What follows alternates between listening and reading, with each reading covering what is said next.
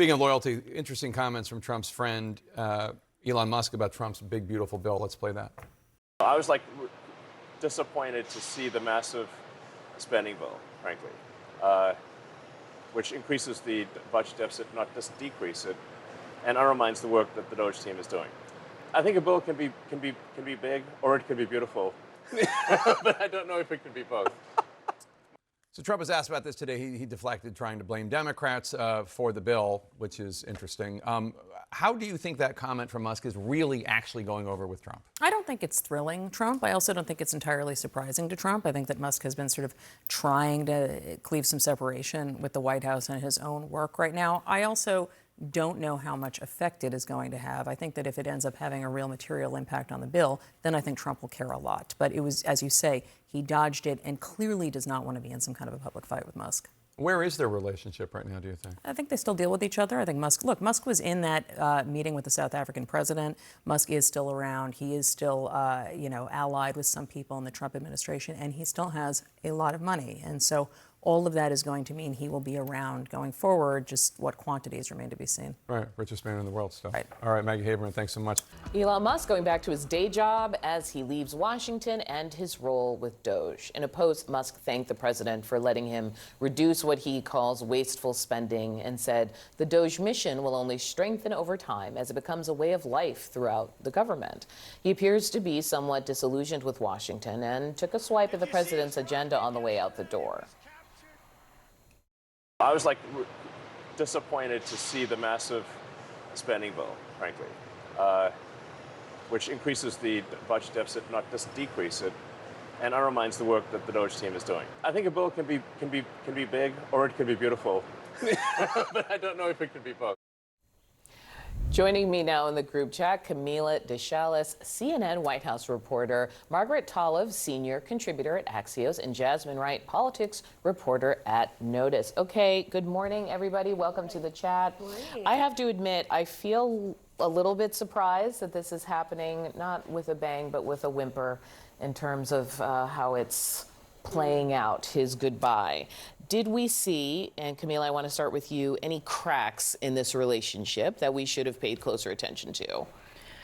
Definitely in the first few days in office, Trump kind of put out that he really wanted to do this cutting of waste cutting. And you saw with Doge just going into these federal agencies and making these cuts and doing it in a way that there was this little bit of turmoil and there was this backlash that Trump received of just saying, hey, are we doing this the correct way? You had some Republican lawmakers coming out. Did Trump receive it or did Elon?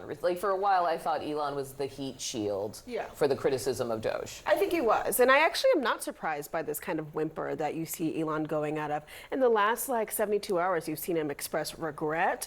You've seen him express some kind of tension, upsetness with the way that D.C. works. He obviously slammed that one big beautiful bill. You just heard that thought right there. But undermined its very premise. And undermined exactly what it does, which is what Trump wants it to do. But I think, frankly, if you look back at Elon's tenure, it was kind of always going to end this way. No, it didn't end up with this big or clash of... You haven't seen it end up with this big fight. When you talk to White House aides, they say that Trump still loves Elon. Trump was asked, kind of teed up in the Oval Office yesterday to discredit and slam Elon for his comments, and he didn't. He defended the bill, said there's some things he didn't like about it, but he didn't attack Elon directly. And so I think that they've been kind of setting up this whimper for him to leave. Yeah. Well, Margaret, let me let you jump in because your eyebrow is doing a thing. People can't see it. You can't see it under the frames, but it's wiggling under there. That's the beauty of these frames. You can't actually see what's going on. First of all, I don't think this means the relationship between the two of them is over. All those Doge workers are still there. He and his folks had a huge impact internally in what the federal government looks like and what still have access to a ton of data. And he used this time to maneuver his many companies and investments and holdings into much stronger position, including the potential for federal contracts.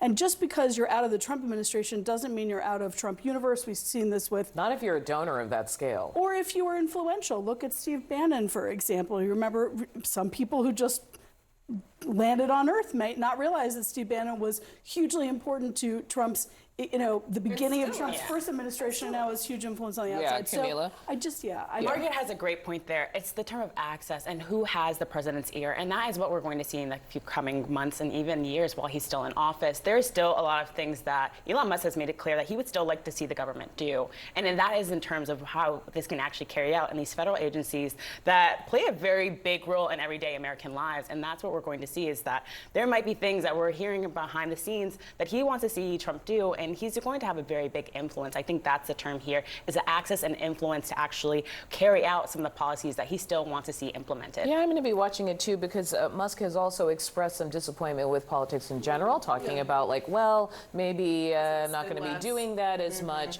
He's got plenty of other things to spend his money on. I'm sure we're not going to hear the end of this. So Elon Musk saying he is now, in fact, stepping away from his role in the administration. At the same time, of course, Tesla shareholders have been calling for him to really prioritize his duties as CEO, as we've seen slumping sales, massively slumping sales in Europe, and issues for the company. What more are you learning about this decision making and where Musk's head is at in this moment? Yeah, well, Erica, the fact that Elon Musk is stepping away from the White House, that is going to be music to the ears of Tesla shareholders, because, as you note, this company has been in a crisis, right? You see shares moving 2% higher today, largely on this news that Elon has officially exited the White House. We've seen sales plunge, especially in Europe.